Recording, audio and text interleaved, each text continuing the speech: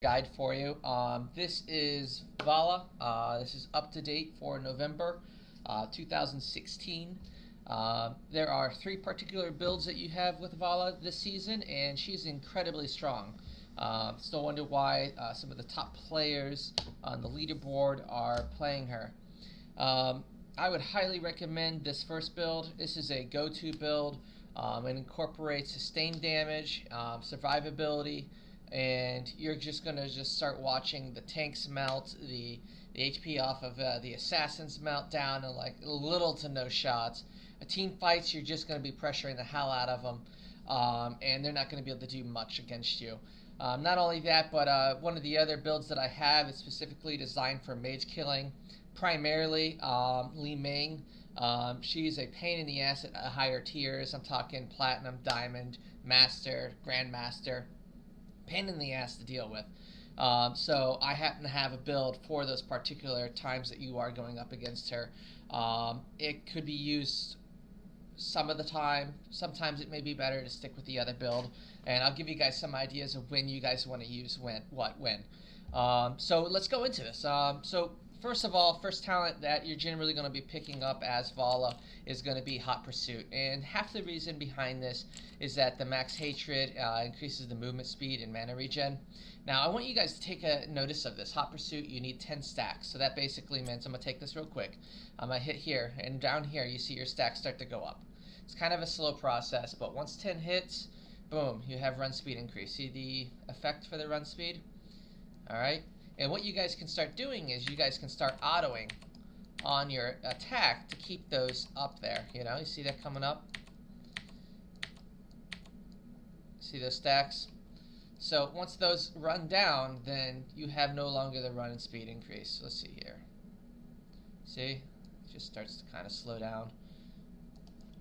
So, let's go into how to auto attack and stutter step, because a lot of people picking up this character, they're not necessarily going to know how to do that, and that's one of the big things here. So what you guys need to do is, here in attack, I would hotkey this so that when you guys are running around, say for a possible kill, you guys can easily just do this. Boom, boom, just like run into it, run around off of it. Just auto it. See that? It's better than clicking onto it, you know, because you guys will be missing the clicks and shit, so that's not a good thing. It'd be better to auto it like this. Huge. And that's going to help you get your stacks, keep your stacks high. Now, the second thing that I would recommend that you guys do is take punishment. The Koreans are basically doing this right now, and what it allows for you to do is that each stack of hatred increases the damage of your multi-shot by 5%. So I'm going to give you an idea. I'm going to show you guys this with cooldowns real quick off, and I'm going to just hit it right real quick. Alright, so 376 that hit for, and I'm going to get these stacks up there. Let's get it up to 10 stacks. Alright. Bam, 564. Huge difference in the damage. Alright, you combo that with a Hungering Arrow, multi-shot, you got yourself practically a kill. So, really important. Now, the rest of the build's going to pretty much just improve upon that. What you're going to do next is you're going to take Arsenal. Multi-shot launches grenades. Now, the way that this works, and I'm going to show you guys this, there are going to be 3 different places that this is going to hit off at. So what you're going to need to do is that you're getting ready to engage on somebody. You're going to target them. And look at all the extra damage that you threw out. Now, like, say if we get these stacks up. Let's get the 10 stacks going. And I'm going to pass that up again. Wow. You almost did 1,000 damage just off your W. Huge. And then from there, highly recommend that you take the stuns. So stuns are going to be great, especially when you're engaging. You come in, you got your engage, or you're disengaging. Alright, and you can get away. So 2 really nice ways to play off that, or if you wanted to play off somebody else's wombo, that's huge as well. Now, this next portion is where it kind of gets interesting. Valla does all this damage, yet she can be taking a ton of hits. And so far we've been building our hatred up, and I showed you guys how to build that hatred. There's 13. There's two things that generally you can take here that work really well, and they're dependent on really the team that you're going up against, or say what's on your team as far as heals are concerned. So say if you got like a Bright Wing, probably tempered by discipline, just increase those additional heals. It's 77 that you're going to be getting healed for every hit that you put onto this. But quite truthfully, a lot of times, a lot of people end up going up against a lot of burst comps. And I would highly recommend that you guys take Gloom. Gloom's going to be huge. And here's how it works. So basically, you hit on your target. You wait for your 10 stacks to hit up here. Alright? And if you take a look and see what Gloom does, it's going to, I think, increase by 3% per every hatred stack. So let's reset this real quick, and let's check that out real quick if you guys. So, Hot Pursuit, Punishment, Arsenal, Rain of Vengeance, Gloom. Activate to consume all hatred, increasing the ability damage reduction by 3% per hatred consumed. Okay? And reduces all damage taken by 20%. Huge, guys. Like, could you imagine you have an Illidan on the other team, and he just used Hunt on you? You pop your fucking Gloom, man. You're out of there. You end up vaulting backwards, throw out your freaking W, throw your freaking Q down, pop your Rain of Vengeance, and you practically got a kill on the freaking Illidan just like that after having him hunted on you. You changed that entire matchup entirely around. Or say, for instance, you got Kerrigan. She just came on in with her Wombo. Pop the Gloom and you're not taking as much damage. Say you happen to have Gazlo just threw down his freaking Wombo on you and you guys are getting ready to take a ton of damage. Boom, pop the Gloom, you survive that crap. Say you have Jaina. She just threw down her Ring of Frost and it's getting ready to go off on you and you're trying to get out and you got this bad positioning and you end up hitting it and there's a W followed up. Pop your Gloom, you're going to survive. That's what that means, and that's huge. Or say you happen to have, you're going up against KT, she just popped her Pyroblast on you, and you're getting ready to get hit with the Pyroblast. You pop your Gloom, you survived. Huge, and you're the main damage dealer. Attack damage carry all the way, man. And you survive off of their main attacks. That's going to be big. That's going to change the entire layout of the entire game by having this. Huge. So you take that. Now this is where it gets really interesting. So yeah, okay, so it takes forever for these stacks to get up there. Alright? And once they get up there to 10, and you pop it, and you know, you have your shield for that little bit of time that's there. Now here's what's interesting though. Say, for instance, you happen to take Seething Hatred. Alright? Hatred stacks faster and lasts longer. This is going to help out your entire build. Alright? When at the very beginning you took Hot Pursuit. Take a look at this. When at 10 stacks of Hatred, movement speed increases by 20% and you gain 4 mana per second. Okay, so you're going to have all your mana back. Alright? Hatred stacks faster and lasts longer. So what that means is that, say, hey, I pop my my Gloom, and boom, look at this. It's going up 2 per hit. Pop it again. Pop it again. You know, it's like...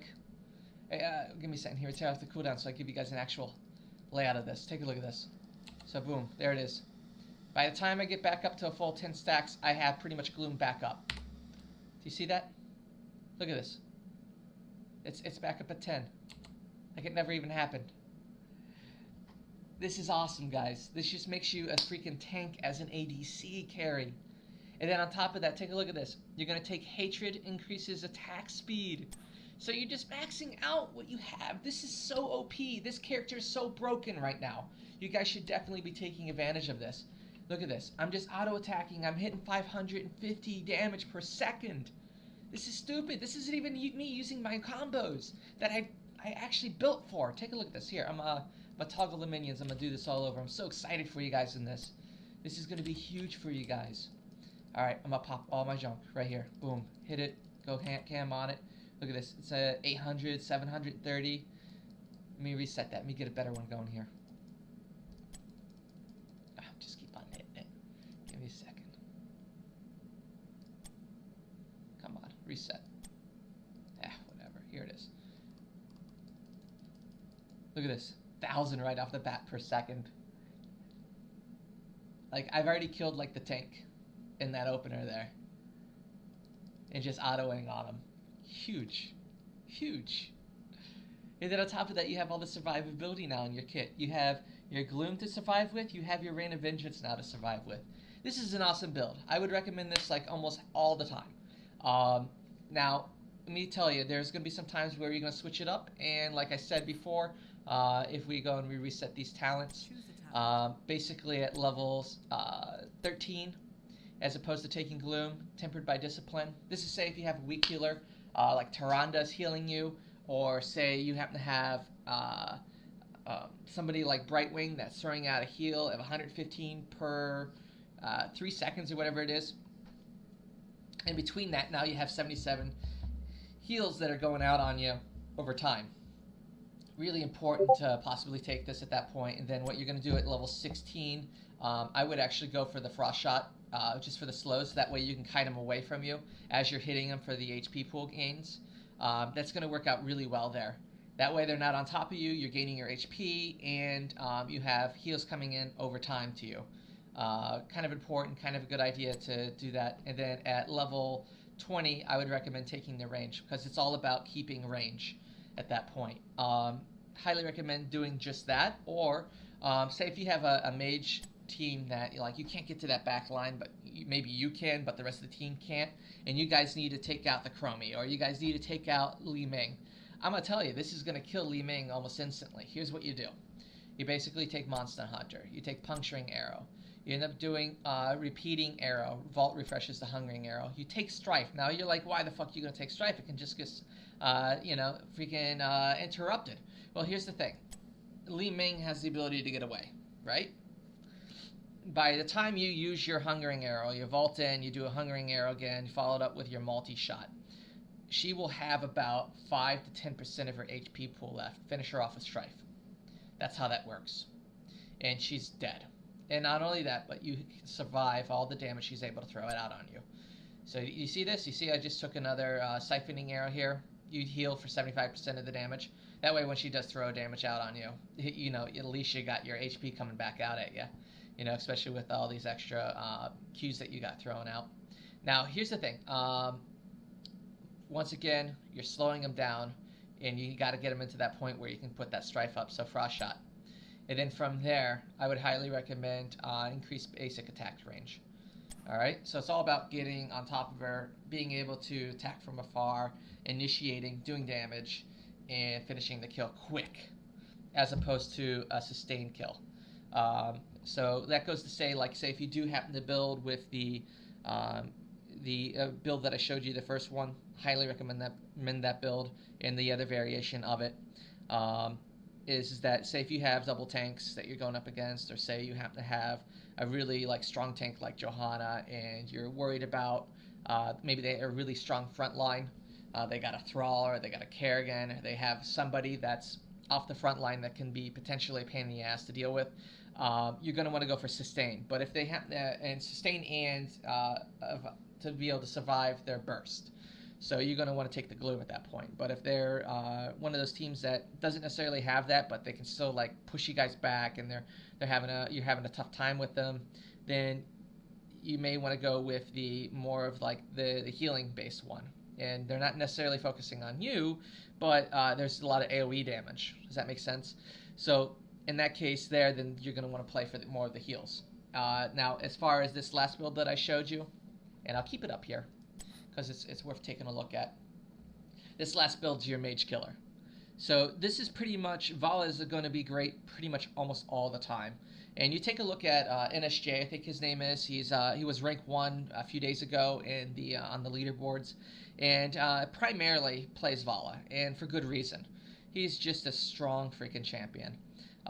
You take a look at some of the other players that play primarily assassins. I bet you they're having Valla in their rotations. She's just too strong to pass up right now. I hope this guy's helping you out with your rankings, and I wish you good luck. And by all means, join my channel. Join Grave on Heroes of the Storm, North America, and we can see about maybe getting to Grandmaster together. All right. In any case, thanks for watching, and I'll talk to you guys later.